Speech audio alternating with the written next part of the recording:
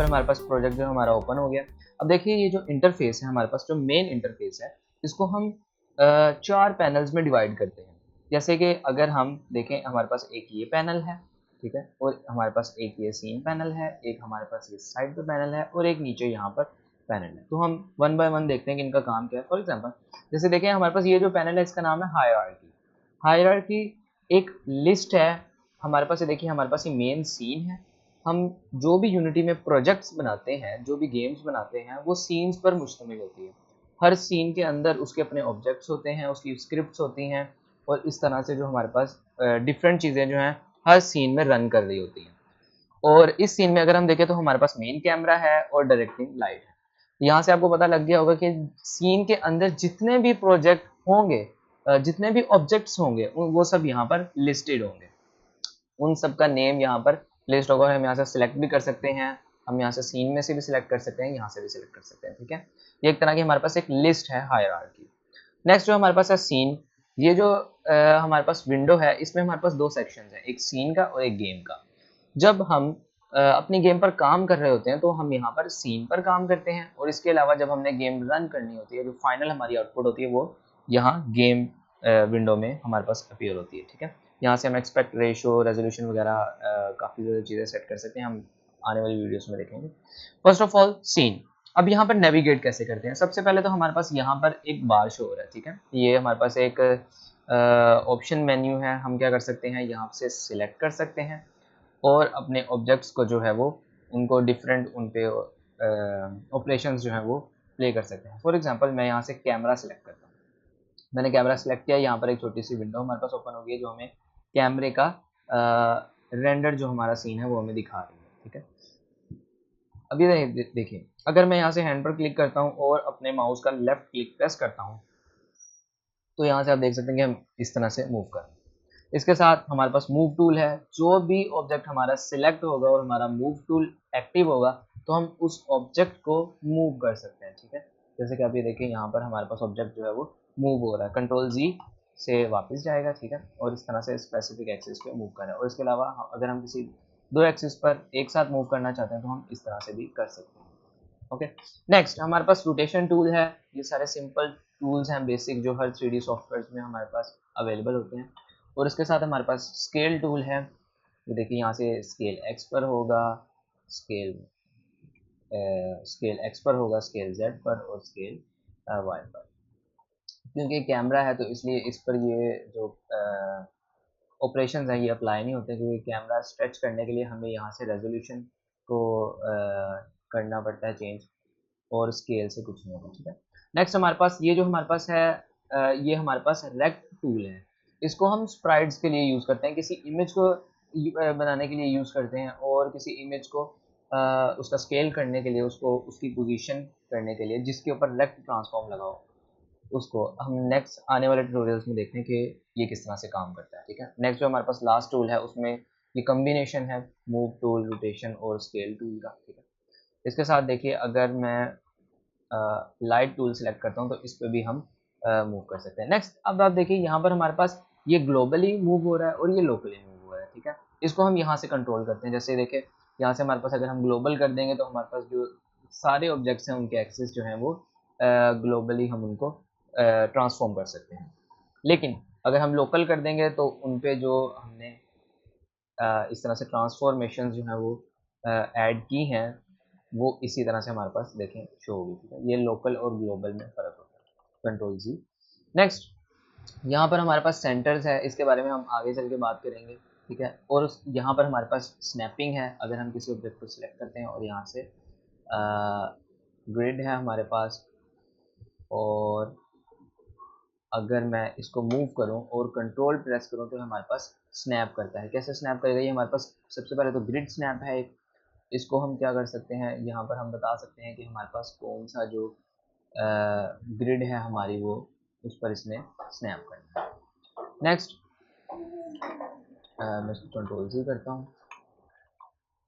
सबसे पहले हम इसको ग्लोबल चेंज कर लेंगे। अब देखिए अगर मैंने लोकल किया था तो यहाँ पर मेरे पास जो ये स्नैप टूल था यहाँ पर डिसेबल था, क्योंकि ग्लोबली हम किसी भी चीज़ को स्नैप नहीं कर सकते। हम उसको लोकली हम स्नैप नहीं कर सकते, हम उसको ग्लोबली स्नैप करते हैं। अब देखिए मैंने इसको ग्लोबल सेलेक्ट कर लिया। अब यहाँ से अगर मैं स्नैप पे चेक मार्क लगाऊं और यहाँ से देखिए ड्रॉप डाउन मेन्यू से यहाँ पर देखिए, यहाँ एक यूनिट के बाद मेरे ऑब्जेक्ट को स्नैप करेगा। फॉर एग्जांपल अगर हायरार्की इंस्पेक्टर की अगर हम बात करें तो ये हमारे पास एक ऑब्जेक्ट के ऊपर जितने भी ऑपरेशंस या कंपोनेंट्स या जितनी भी प्रॉपर्टीज ऐड होती हैं वो हमारे पास इंस्पेक्टर विंडो में शो होती हैं। जैसे कि देखें ये लाइट है, ठीक है, तो हमारे पास ट्रांसफॉर्म कंपोनेंट है और ये इसेंशियल कंपोनेंट होता है सब ऑब्जेक्ट्स के लिए, सबके साथ ये अटैच होता है, ठीक है।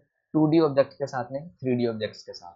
2D ऑब्जेक्ट्स के साथ रेक्ट ट्रांसफॉर्म जो है वो अटैच होता है। सेम वो भी इसी तरह से ही होता है, बस उसके आगे रेक्ट लिखा होता है ट्रांसफॉर्म, ठीक है।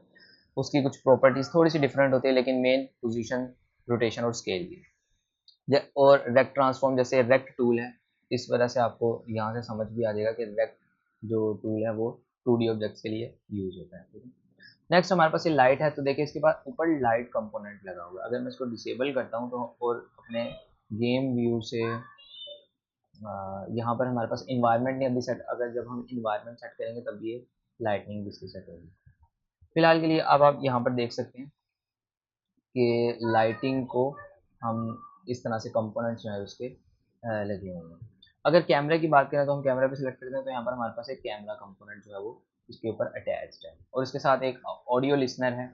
ऑडियो लिसनर डिफॉल्टली इसके साथ अटैच होता है क्योंकि ऑडियो लिसनर हमारे पास एक गेम के अंदर या एक सीन के अंदर एक ही होता है बस, और यही सारे ऑडियोज़ को लिसन करने की वजह बनता है। यही सारे ऑडियोज़ जितने भी हमारे गेम में चल रहे थे उनको सुनता है और उन पर रिस्पॉन्स करता है, ठीक है।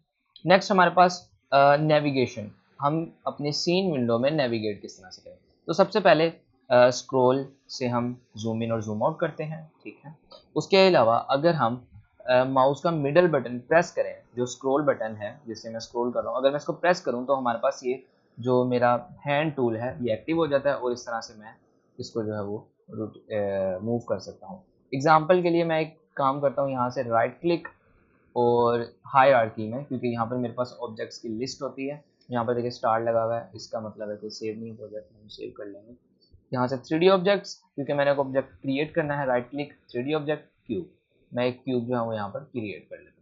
अब देखिए जैसे ही क्यूब मैंने क्रिएट किया तो यहाँ पर हमारे पास इसकी रीनेमिंग आ गई और यहाँ पर हमारे पास जो है इसकी मैश जो है हमारे पास वो शो हो गया, ठीक है।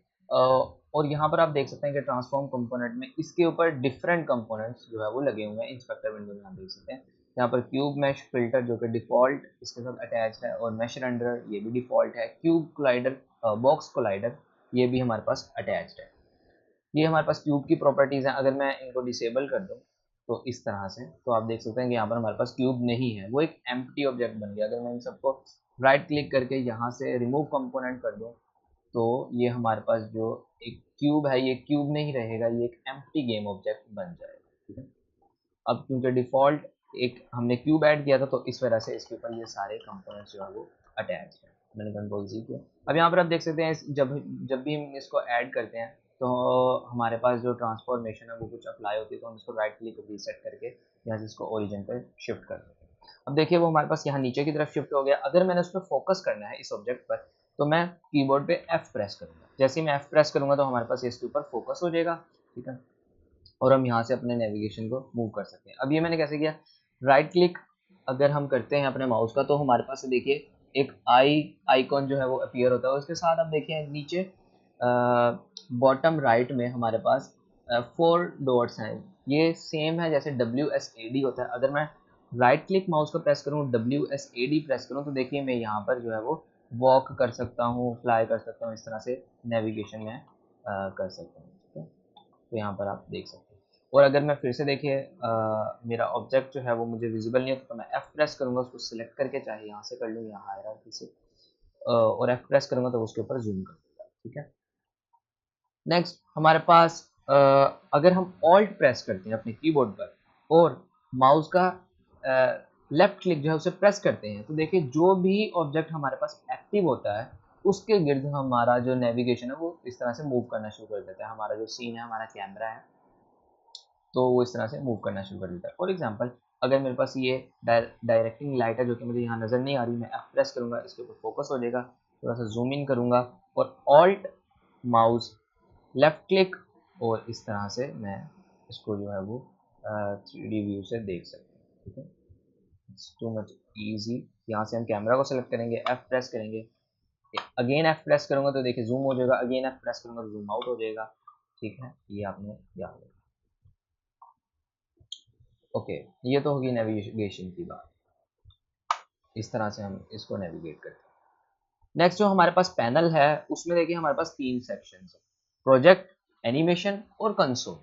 प्रोजेक्ट जो है हमारे पास, जब भी हम यूनिटी में न्यू प्रोजेक्ट जो है वो क्रिएट करते हैं तो उसके साथ हमें एक डिफ़ॉल्ट फोल्डर मिलता है जिसका नाम होता है एसेट्स। ये सेम फोल्डर है। अगर मैं आपको इस फोल्डर पर नेविगेट करूं तो यहाँ पर देखिए हमारे पास ये प्रोजेक्ट था, हम इस पर डबल क्लिक करेंगे और यहाँ पर देखिए ये एसेट्स का फोल्डर सेम हमारे पास यहाँ पर शो है। ठीक है, प्रोजेक्ट्स के अंदर इन पर मैं क्लिक करता हूँ, देखिए सीन्स, जैसे यहाँ पर सीन्स शो हो रहा है, इस सीन में हमारे पास ये जो सैंपल सीन है हमारा, ये सीन हमारे पास यहाँ पर शो हो रहा है। नेक्स्ट अगर इसका हम व्यू चेंज करना चाहें तो यहाँ पर हमारे पास एक स्लाइडर है जिसकी मदद से हम इसका व्यू जो है वो जूम इन और जूम आउट कर सकते हैं और चेंज भी कर सकते हैं। ठीक है, यहाँ पर देखिए सैंपल सीन, ये वही सीन है जो हमारे पास डिफ़ॉल्ट यूनिटी में हमें क्रिएट करके दिया है। ठीक है, तो ये है हमारे पैनल।